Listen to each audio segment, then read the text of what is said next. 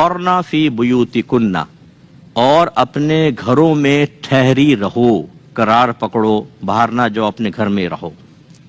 ولا تبرجنا تبرج الجاہلیت الاولی، اور بے پردگی اختیار نہ کرو جیسے پہلے والی زمانہ جاہلیت کی بے پردگی، یعنی اس زمانے میں جیسی عورتیں اختیار کرتی تھیں آپ ایسی بے پردگی اختیار نہ کریں۔ وَأَقِمْنَا الصَّلَاةَ، اور نماز قائم کریں۔ وَآتِينَا الزَّكَاةَ، اور زکوٰۃ ادا کریں۔ وَأَطِيعْنَا اللَّهَ وَرَسُولَهُ، اور اللہ اور رسول کا حکم مانیں، اطاعت کریں۔ انما یرید اللہ، محض ارادہ کرتا ہے اللہ تعالی، لیذہب عنکم الرجس، کہ لے جائے تم سے ہر قسم کی گندگی اور برائی کو، اہل البیت، اے نبی کے گھر والوں، اے اہل بیت۔ اب ذکر کس کا چل رہا ہے؟ پھر دہرائیں ذرا، ازواج مطہرات کا۔ اس کا مطلب ہے ازواج مطہرات کون ہیں؟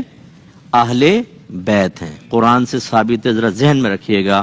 وَيُطَهِّرَكُمْ تَطْهِيرًا، اور تاکہ اللہ تعالیٰ تمہیں خوب پاک کر دے۔ تو یہ ایک آیت کا مفہوم ہے۔ اب ذرا دیکھتے ہیں۔ پہلی بات تو وہی جو میں نے ابھی ضمناً ذکر کی ہے کہ بعض اوقات ہم کسی بڑے گھرانے میں پیدا ہو جاتے ہیں، ان سے نسبت ہوتی ہے، اور بعض اوقات خود ہم اپنی ذاتی محنت سے کوئی مقام حاصل کر لیتے ہیں اور ایک ایسے مقام میں عزت پر آ جاتے ہیں کہ لوگوں کے دلوں میں اللہ تعالی ہماری محبت ڈال دیتا ہے۔ مثال کے طور پہ کوئی کسی عالم کے گھر میں پیدا ہوا، مفتی کے گھر میں پیدا ہوا، کسی بڑے آستانے میں پیدا ہوا ہے، کوئی پیر کامل کی اولاد ہیں، تو یہ وہ نسبتیں ہوتی ہیں کہ جو بغیر کسی ذاتی کمال کے اللہ نے خود عطا فرما دی، اپنے فضل سے پیدا کر دیا۔ اور ایک ایسا ہوتا ہے کہ ایک آدمی ہے، ایک عام گھرانے میں پیدا ہوا لیکن محنت کی، بہت بڑا عالم ہو گیا، مفتی ہو گیا، بعد میں خلافت مل گئی، انہوں نے بیعت شروع کی، بہت بڑا آستانہ قائم ہو گیا، وہ نعت خوانی کی طرف آ گئے تو اللہ نے شہرت عطا فرما دی، قرات میں مہارت حاصل ہے تو بہت بڑے قاری ہو گئے، معروف ہو گئے۔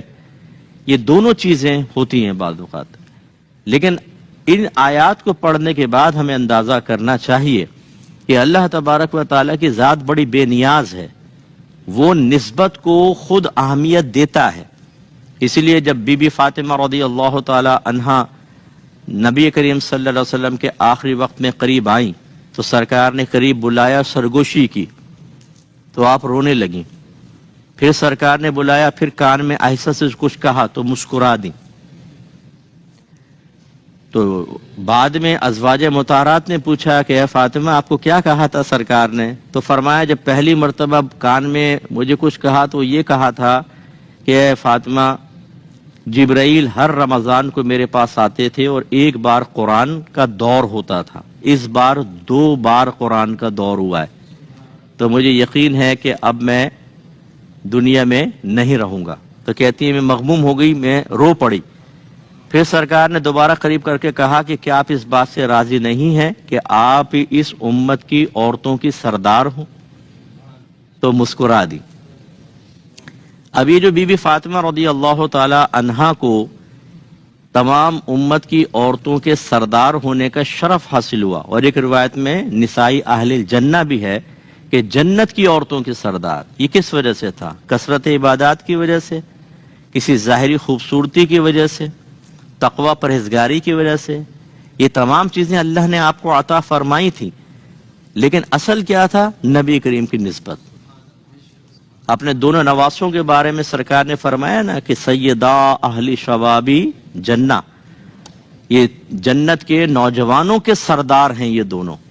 تو یہ نسبت کس وجہ سے حاصل ہوئی؟ میرے آقا کی وجہ سے۔ نسبت بیکار نہیں ہوتی، لیکن سمجھانے یہ مقصود ہے کہ اس نسبت کو بنیاد بنا کر آدمی اپنے ذاتی احتساب سے غافل ہو جائے، گناہوں میں دلیر ہو جائے، ظاہر اپنا بے عمل بنا لے، جب اس کو نصیحت کریں تو کسی کی نصیحت قبول نہ کرے، اور جب وجہ پوچھی جائے تو کہے کہ تم مجھے کہہ رہے ہو، میں تو ایک عالم ہوں، میں تو ایک مفتی ہوں، میرے تو فلاں خاندان سے تعلق ہے۔ یہ چیز غلط ہے۔ ہماری ازواج مطہرات دیکھیں، اللہ نے ان کو اتنا شرف عطا فرمایا، خود فرما رہا ہے کہ آپ کے برابر کوئی بھی نہیں ہے، آپ کسی کی مثل نہیں ہے، لیکن آپ کو یہ سب چیزیں اختیار کرنی ہوں گی. تقوی بھی اختیار کرنا ہوگا، باپردہ بھی آپ کو رہنا ہوگا، نماز بھی ادا کرنی ہوگی، زکوٰۃ بھی آپ کو دینی ہوگی، بلا ضرورت گھر سے باہر بھی نہیں نکلیں گی، آپ گھر کے اندر رہیں گے. اس لیے جتنے میرے بھائی بہن مجھے سن رہے ہیں جو نمازی ہیں، بعض ہماری بہنیں تبلیغ کے شعبے سے وابستہ ہوتی ہیں، بعض وہی اعلیٰ خاندان سے نسبت حاصل ہوتی ہے، اس کا مطلب ہرگز یہ نہیں ہے کہ ہم یا آپ ان چیزوں کو بنیاد بنا کر اللہ تبارک و تعالیٰ کی اطاعت سے اپنے آپ کو آزاد تصور کریں.